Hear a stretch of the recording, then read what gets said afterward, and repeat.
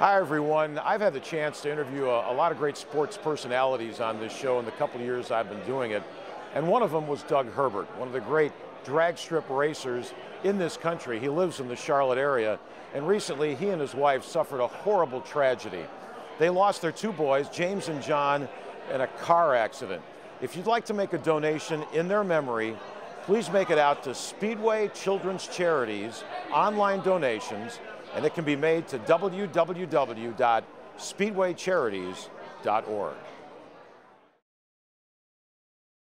Thinking of updating your existing countertops?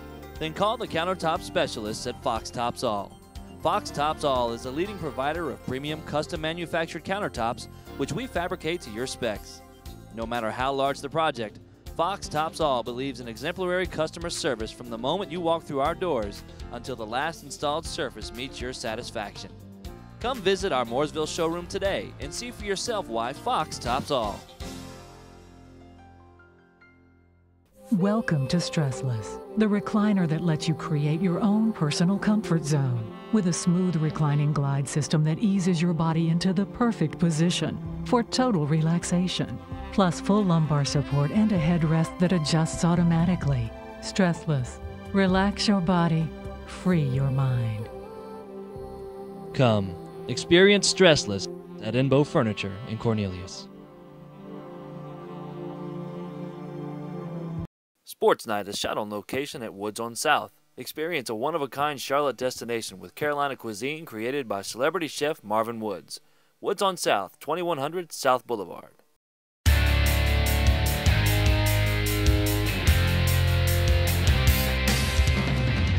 Hi, everybody. I'm Bill Rosinski. Welcome to another edition of Sports Night. We're at Woods on South Boulevard, right here in Charlotte, North Carolina. On the show today, in a little while, we're going to talk arena racing. But first, let's focus on the National Football League. Ken Walter joined the Carolina Panthers as a free agent in 1997, and before his career was over with, he won 2 Super Bowl rings with the New England Patriots. And he joins us now here on Sports Night. Ken, welcome back. It's been a while. It's a pleasure, Bill. See you again. Yeah, 1997, and you're a free agent. Yeah. And I think when you talk about kickers in the NFL, most of them make it through free agency. Not a lot of them are drafted. Every once in a while, you get a Ray guy who's selected in the draft. But for the most part, you guys have to battle with 50, 60 other guys every year, don't you? Every single year, even in a contract year. So, it's something when you get that opportunity, you got to hold on tight to it. And, you got to put up or shut up. You got to work hard in the off seasons and work good with the kickers. Do a good job holding, and learned a lot with John Casey here, and obviously some of the big kicks with Adam Vinatieri in the Super Bowls and the snow kick against the Raiders. So that obviously helps. Talk about your first camp, 1997. What was that like for you? This team had really just come off a nice run to the NFC Championship game. A lot of high expectations. Don Capers is the head coach. What was your feeling like as you went to that first training camp? Nervous. They had told us that there was going to be me and another guy, that they were going with a young guy, and that the biggest thing was who could hold for John Casey. They had Ron Stark was here, and he was a phone call away is what they told us, just in case they needed him. So it was a battle all the way through training camp, and I Charlie Brown John Casey a lot. I mean, I would drop the ball and was a little bit nervous holding, but I really worked hard and worked with John and figured out how he liked it, and put it all together. And hang time was the big thing. I've always been a hang time guy, so I think that won the hearts over the coaches and the work ethic, and just proving to them that I want to be here and I want to stay here. So. All right, now if the fans don't know it, Ken grew up in Cleveland, Ohio, went to Kent State, and in your formative years, you were a ball boy with the Cleveland Browns. There was a guy named Belichick, I think, coaching there at the time. How did you land that? Did you walk in one day and say, hey, I want to be your ball boy? The head equipment manager for the Baltimore Ravens now, his name is Ed Carroll. I went to high school with his son. And I was over his house one day, and he said, hey, how would you like to work with the special teams with the Cleveland Browns? I'm like, well, let me go quit McDonald's and jump right in there. So it was a great opportunity, and I ran into Bill a few times, a guy that you don't want to say much or even look at times. And I used to punt to the returners, And one day I was punting to Eric Metcalf, and he dropped 3 in a row, and it got Bill's attention real quick. And Bill pulled me aside after, and he said, keep doing what you're doing, and you might have a future with this. And I remember running home and calling my parents and from the dorm room, and I was all nervous. But to get that kind of feedback from a coach like that, he remembered it to this day, and we built kind of a relationship on that.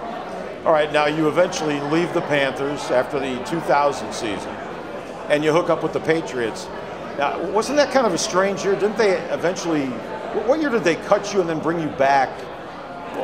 I played actually last year, so they released me, I think, in '04, and then I went and played for Seattle for a year, right. And then they went and won the Super Bowl against Philadelphia Eagles. So I kind of played a little ping pong there. I got injured and sat out a year, and so there was a few things that went on there, but I was surprised to get that phone call last year around Thanksgiving, and Bill said, look, you know, we have big dreams here, and we want to continue to win championships, and we need you here, and you know, are you willing to come back? So, of course, I went back with a lot of respect for that organization. Yeah, you won 2 Super Bowls. Talk about that first year, because that was the year you beat the St. Louis Rams in the championship game. You're the holder for Adam Vinatieri, and I thought it was interesting because there were 10 seconds on the clock when that ball was snapped. I didn't know it took 10 seconds to kick a field goal. I think there was a rule change. I believe so. Because of that. But talk about that team. You were not expected to win that game. No, I joined the team, I think, week 6, and I don't even know if they had a winning record at the time.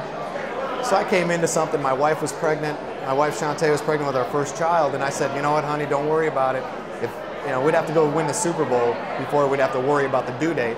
And my son ended up being born on Super Bowl week, which gained a lot of media attention, but you're exactly right.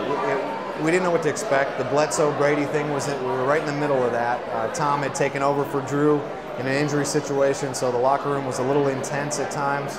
My locker was right in between Drew and Tom, and there were some spats here and there. And with their competitive nature, with all due respect to each one of them, it kind of presented a little conflict in the locker room, but we worked it out. And you know, we just listened to our leader and Bill, and had a lot of no-name players, but we just played hard and stuck to Bill's plan, and things worked out. All right, and then a couple of years later, another Super Bowl against your first team, the Carolina Panthers. What was that week like when you looked across at the opposition and knew a number of players on that team? You know, it was bittersweet. It was emotional. Things that went on in the George Seifert era. I don't think I need to go in depth with any of that, but there were some bad memories, and you don't get to leave on the note that you want to, and you don't get to shake the owner's hand, the Richardson family, and thanking them for the opportunity.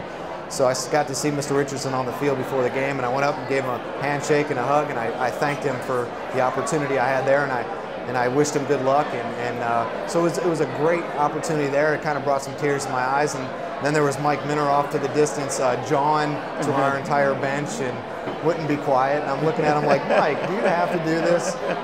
So there was a lot of friends that were there. John Casey and I are good friends, so yeah, it was bittersweet.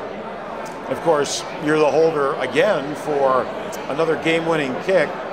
People don't remember the holder unless there's a Tony Romo incident like there was last year. How much pressure did you feel in those situations? Well, I'll tell you what, the only place that they remember the holder is in New England, because people remember that stuff. But you're exactly right. I tell people this. I say, well, everybody knows Bill Buckner and the ball that went through his legs, and it could have been the same effect. If that ball would have slid through my hands, I mean, I would have had to have a moving truck in front of my house in Massachusetts and got the heck out of there. So I think you realize how important it is, and the guys on that team, I remember coming back after the first Super Bowl, and Brady and Bruschi and all those guys said, man, I would not want your job in that situation. I can go hit as many people as I want during a game, but when it came down to that, and you know, you don't even think about it. You just do it so many times, it's like anything else. So, you know, you think about it after the fact, like, oh my goodness, you know, the entire world's watching. But Adam Vinatieri, ice in his veins to this day. I mean, you know,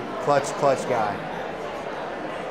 What's Bill Belichick like? Do we see at press conferences the way he toys with the media, what he's like with you guys on and off the field? Well, without ruining Bill's book in the future, because I think all of us guys can go ahead and write our own books on the version of Bill Belichick. But, you know, if you watch his press conference and you see what he says, we are prompted every Wednesday and we're addressed as such. Guys, I don't know what you're going to say, but this is what I'm going to say to the media. So it's Bill's way of saying this is what we're all going to say. And if you read all the quotes, everybody says exactly what the coach says. And I think that's, with all due respect to this game, without revealing, too many things and commenting on injuries. And, he's a very, very intelligent man when it comes to the X's and O's. And our team meetings are longer than I've ever been on any team in the history of the game. So he never leaves a stone unturned. Are you, when you watch what they accomplished this season, the undefeated regular season, and as we tape this, they're about to play the Giants in the Super Bowl, win or lose, I know they want to win the perfect season. And in this day and age in the NFL, that's incredible. I mean, it's unheard of. I've talked to some people in the area, Carlton Bailey, we spoke on the phone the other day, and he's a Giants product, and he said, it's amazing. I mean, you go week to week and you can play anybody and they can just match up well against you, and it's any given Sunday, and that's the truth. And for them to accomplish what they've accomplished, and just sitting 4 years next to Tom Brady, I learned so much. I mean, this guy he's all that. I mean, he is all that, and he is so prepared, and he will throw the entire team on his shoulders, and he preaches that in the locker room, and that's one of the reasons why they are where they are. All right, now you're back in the Charlotte area, living here. Geez, you didn't want to live back in New England and all the snow and the bad weather? No, I like my car doors to open in the winter. All right, now tell us about you're involved in a couple of businesses, supplements and office furniture. Yeah, I do the medical side of things, and I have my own supplement company, and I work with a lot of doctors in the Charlotte area to put out a product, and it's called Amerisciences, and just to be health conscious. I mean, I'm getting older. My body's falling apart. 4 surgeries in the last 7 years. So I have a great product. And then on the other side of things, I'm in a business we do office furniture. We're a manufacturer of office furniture. We can furnish an entire core of a building with all furnishings. And so I'm having a lot of fun with that. I get to be a little, work with some architectural people in the area and some general contractors. And kind of have that team environment where I'm working with people and be able to help small businesses, big businesses in the area. So, if anybody wants to contact me, kenwalternow@aol.com. Shoot me an email, and it'd be awesome to get back to some old fans and friends around here. Great. Well, Ken, thanks for stopping by the show. Great to see you again. Brings back some fun memories for me. Congratulations on the Super Bowl ring as we zero in on that. Now, that's the second one? Yeah. That's the second one. Yeah. I can't imagine what another one would look like for those guys. Man. Yeah, I'll tell you. But thanks for being with us, and Bill, continued success. Thank you. Appreciate All right, Ken Walter, former Carolina Panther and 2-time Super Bowl champion with the New England Patriots. More of Sports Night will continue from Woods on South. Stay right there. Sports Night is brought to you by Imbo Furniture, Scandinavian and Contemporary Design, Fox Tops All, the countertop specialist. Call now and ask about our starting line selections. And by Woods on South, 2100 South Boulevard. Thinking of updating your existing countertops? Then call the countertop specialists at Fox Tops All. Fox Tops All is a leading provider of premium custom manufactured countertops, which we fabricate to your specs.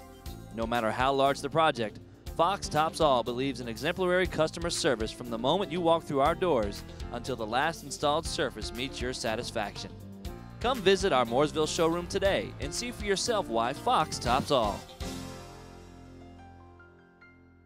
You don't have to be this fit to read Charlotte Health and Fitness magazine, but let Charlotte Health and Fitness magazine help you maximize your active lifestyle. Every month, CHF readers enjoy features on the best places to get fit, look great, and have fun. CHF is now available for home or office delivery.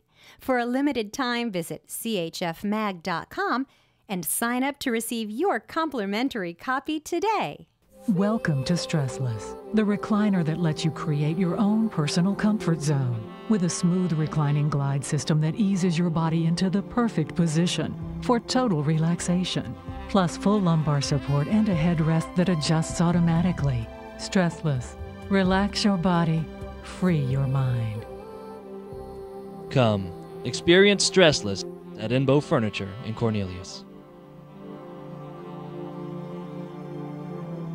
Sports Night is brought to you by Inbo Furniture, Scandinavian and contemporary designs.